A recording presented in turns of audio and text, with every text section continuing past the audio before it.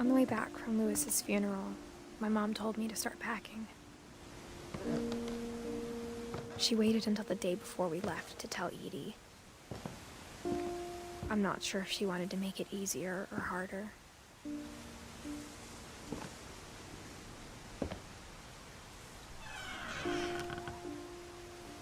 I wish we'd stayed.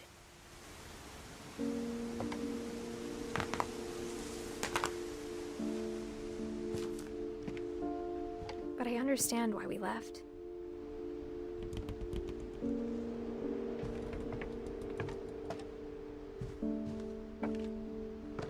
My mom ended up leaving everything behind.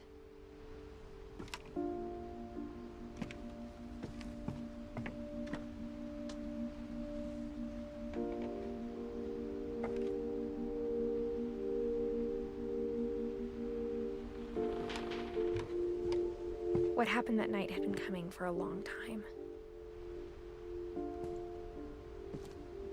Maybe it should have come sooner.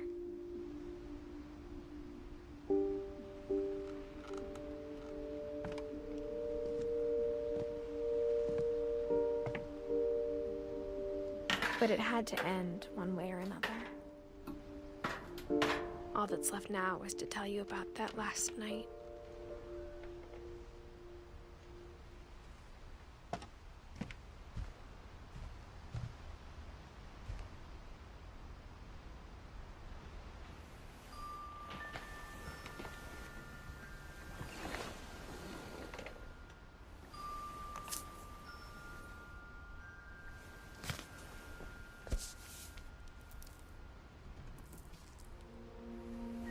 That whole last day, Edie just watched us pack and didn't say a word. Until supper, when she raised her glass and said, "To our final night together, and all our final nights apart." Grandma, you know what I said about alcohol. Some of your medications are very Edith, specific. I left a present for you in the hallway. Why don't you go open it? The grown-ups have to argue now. I'm sorry, you're right. We're all leaving tomorrow. Let's just enjoy our last... I'm not leaving. Edith, you're excused.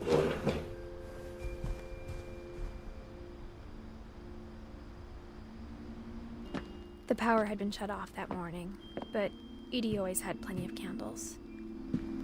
When my mom sealed the library, I don't think she knew about the other entrance. Or that Edie had a key to it.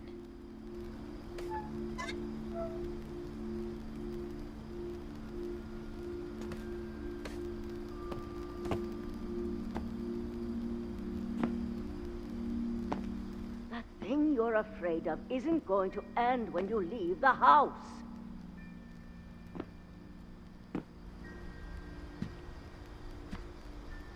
Edith has a right to know these stories. My children are dead because of your stories. I think it's best if Edith and I leave tonight. We'll have the nursing home send a van for you in the morning, okay?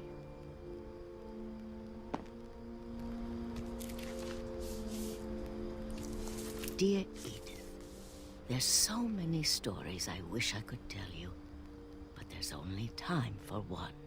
This is about what happened on the night you were born. That night, the tide went way, way out. It was the first and last time I ever saw the old house aground. There'd been an earthquake out in the middle of the ocean. They called it the lowest tide in 1,000 years. God, it smelled awful. You know, I've seen that house every day of my life.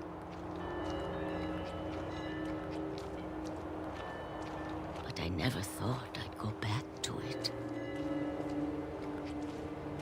When the fog rolled in, I lost my way.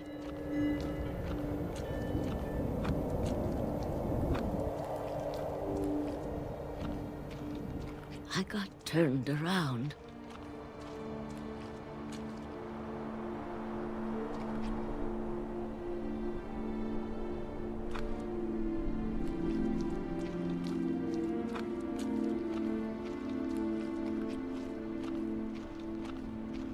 I started seeing things.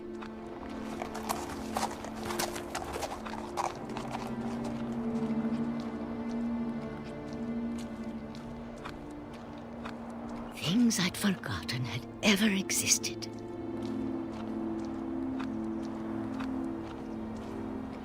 But when I saw them, they felt like old friends. That night, a lot of things came back to me. Or maybe I came back to them.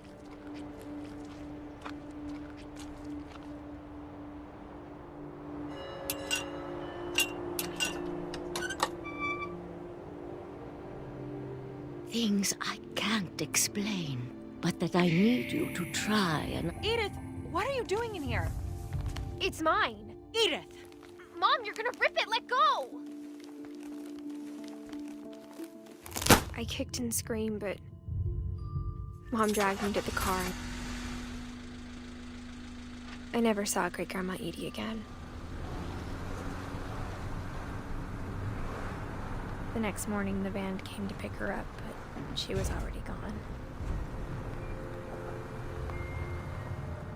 After that, we moved around a lot.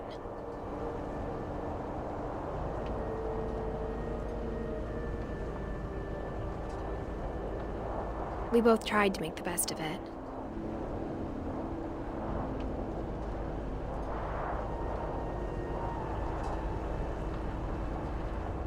A few years went by.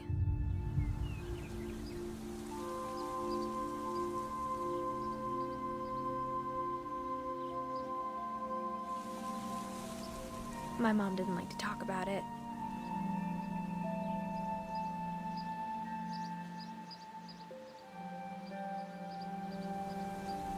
But she started getting sick a lot. The rest happened pretty quickly.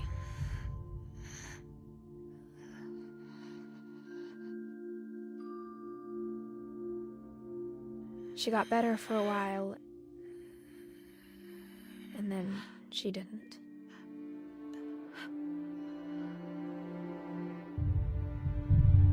And then I was alone. The last Finch left alive.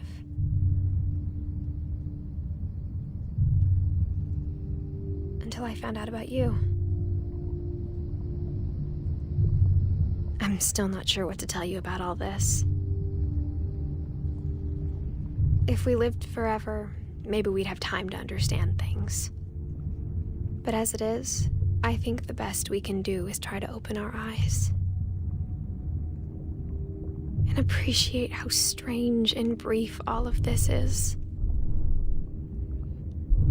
This journal was supposed to be for you. But now I hope you'll never see it. I just want to meet you.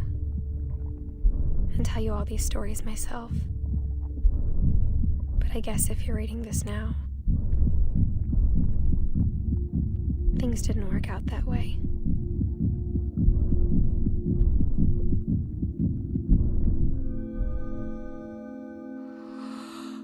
This is where your story begins. I'm sorry I won't be there to see it. It's a lot to ask, but I don't want you to be sad that I'm gone. I want you to be amazed that any of us ever had a chance to be here at all. Good luck.